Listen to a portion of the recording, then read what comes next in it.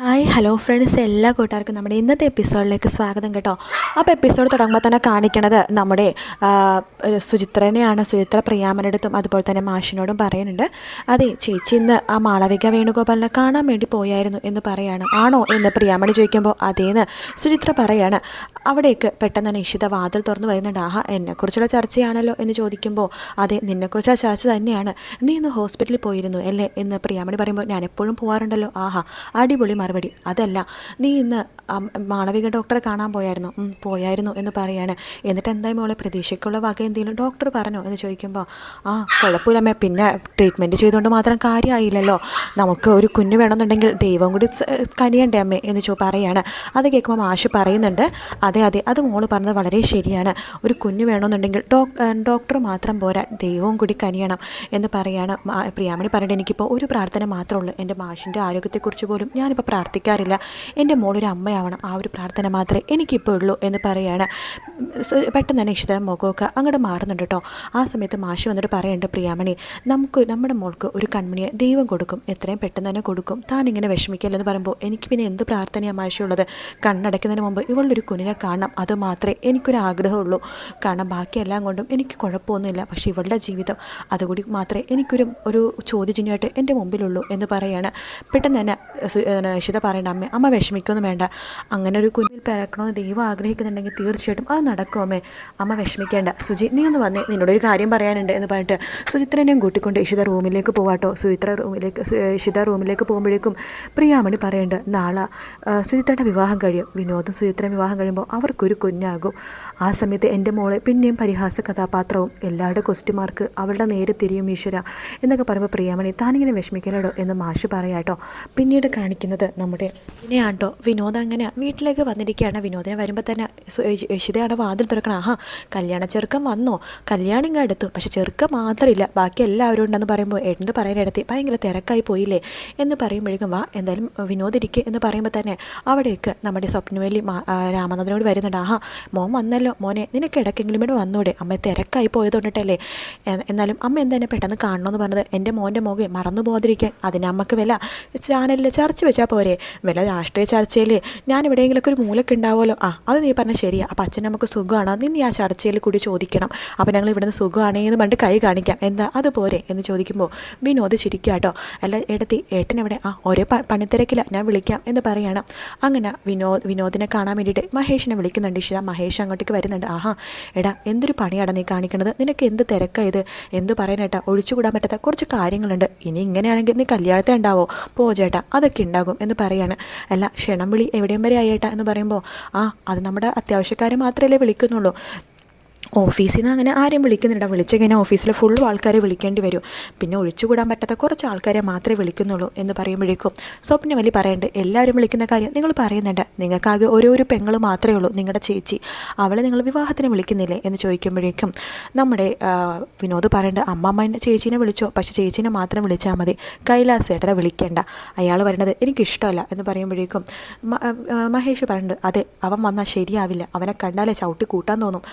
രാമനാഥൻ പറയുന്നുണ്ട്, അവനെ വിളിക്കാതെ അവൾ മാത്രം എങ്ങനെയാണ് വരിക, അവൾ ചോദിക്കും അവനെ വിളിക്കുന്നില്ലെന്ന്, അപ്പോൾ എന്ത് മറുപടി പറയും? മഹേഷ് പറയുന്നുണ്ട്, അവനിവിടെ വന്നാലേ പോലീസ് ഇവിടെ വരുമെന്ന് പറഞ്ഞാൽ മതി എന്ന് പറയണം. ഇഷിത പറയുന്നുണ്ട്, അതെന്തെങ്കിലും നമുക്ക് ആലോചിച്ച് ചെയ്യാം എന്ന് പറയാണ്. വിനോദ് എന്തായാലും അത്താഴം കഴിച്ചിട്ട് പോയാൽ മതി, അതത്രയുള്ള ഇടത്തി എന്ന് പറയാണ്.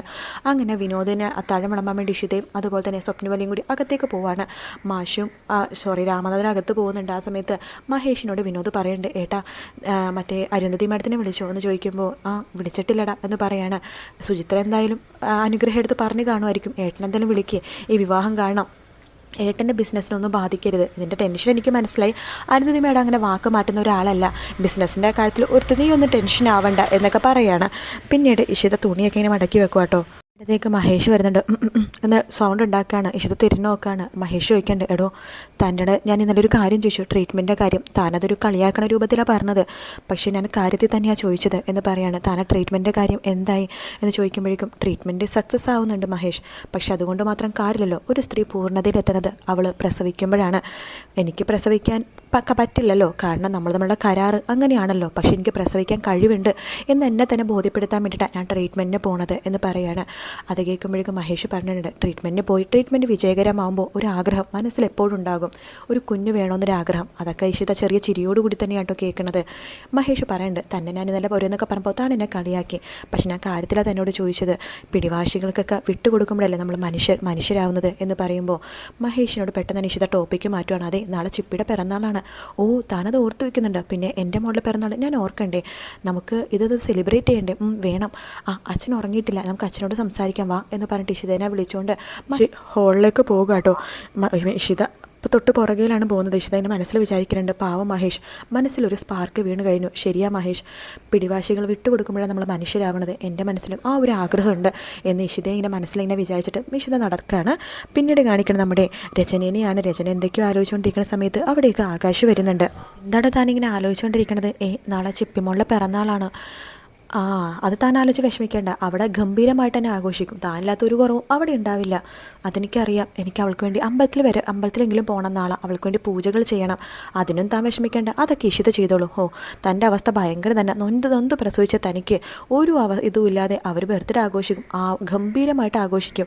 പിന്നെ ഇതിൽ വേറൊരു കാര്യമുണ്ട്, തൻ്റെ മോനെയും അവർ ബർത്ത്ഡേ വിളിക്കും, അവനും കൂടി ചേർന്ന പിന്നെ അവിടെ ഗംഭീര ആഘോഷങ്ങളായിരിക്കും. എനിക്കിത് സഹിക്കാൻ പറ്റുന്നില്ല. എനിക്ക് യോഗമില്ലല്ലോ അവളെ പിറന്നാൾ ആഘോഷിക്കാൻ. ഇപ്പം മോളുടെ പിറന്നാൾ ആഘോഷിക്കാൻ പറ്റാതെയായി, ഇനി മോൻ്റെ പിറന്നാളും ആഘോഷിക്കാൻ പറ്റാതെയാവും. താൻ വിഷമിക്കണോ, നമുക്ക് നോക്കാം എന്നിങ്ങനെ പറയാണ്. ശേഷം രചന അവിടെ നിന്ന് പോകുമ്പോഴേക്കും ആകാശം മനസ്സിൽ വിചാരിക്കുകയാണ്, അവൻ എങ്ങാനും എൻ്റെ ചൊൽപ്പടിക്ക് നിൽക്കുകയാണെങ്കിൽ കുറച്ചുകൂടി വലുതായി കഴിയുമ്പോൾ അവൻ്റെ കയ്യിലേക്ക് ഒരു കത്തി കൊടുത്തയക്കായിരുന്നു മഹേഷിൻ്റെ നെഞ്ചിൽ കുത്തിയിറക്കാനായിട്ട്. അതിനുള്ള യോഗം ഇല്ലാതായിപ്പോയി. യോഗമില്ല എന്ന് പറഞ്ഞിട്ട് ആകാശം അങ്ങനെ തന്നെ അവിടെ കിടക്കുകയാണ്. പിന്നീട് കാണിക്കുന്ന ചിപ്പിനെയാണ്. നമ്മുടെ സ്വപ്നവല്ലിയും രാമനാഥൻ ഇഷിതയും മഹേഷും കൂടിയിരുന്നിങ്ങനെ ആലോചിക്കുകയാണ് വിവാഹത്തിൻ്റെ കാര്യം. അപ്പം സ്വപ്നവല്ലി പറഞ്ഞിട്ട് വിവാഹ ഡ്രസ്സൊക്കെ എങ്ങനെ പോയി എടുക്കും എന്ന് ചോദിക്കുമ്പോൾ രാമനാഥൻ പറഞ്ഞിട്ട് 2 കൂട്ടർക്കും ഒരുമിച്ച് പോയി എടുക്കാം, അതല്ലേ നല്ലത് എന്നിനെ പറഞ്ഞുകൊണ്ടിരിക്കുക. ചിപ്പി അങ്ങോട്ടേക്ക് ഓടി വരുവാട്ടെ, ഡാഡി എന്ന് പറഞ്ഞ് വരുവാണ്. അപ്പം മഹേഷ് പറയുന്നുണ്ട്, അതെ നമ്മൾ ഈ വിവാഹ ചർച്ചയിനിടയിൽ നാളത്തെ ഒരു വിശേഷ ദിവസമാണ്, നാളെ ചിപ്പിമോളുടെ പിറന്നാളാണെന്ന് പറയുമ്പോഴേക്കും സ്വപ്നവല്ലി പറയുന്നുണ്ട്, അത് അച്ഛമ്മ മറന്നുപോയി. എങ്ങനെ മറക്കാതിരിക്കും, ഇവിടെ അങ്ങനത്തെ പുകയിലെല്ലാം നടന്നുകൊണ്ടിരിക്കുന്നത്.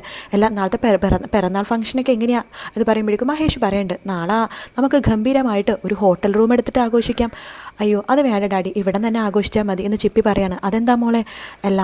നാളെ എനിക്കൊരു ആഗ്രഹമുണ്ട്. എന്താ മോള് പറഞ്ഞു, ആദ്യേട്ടനും കൂടി വരണമെന്ന്.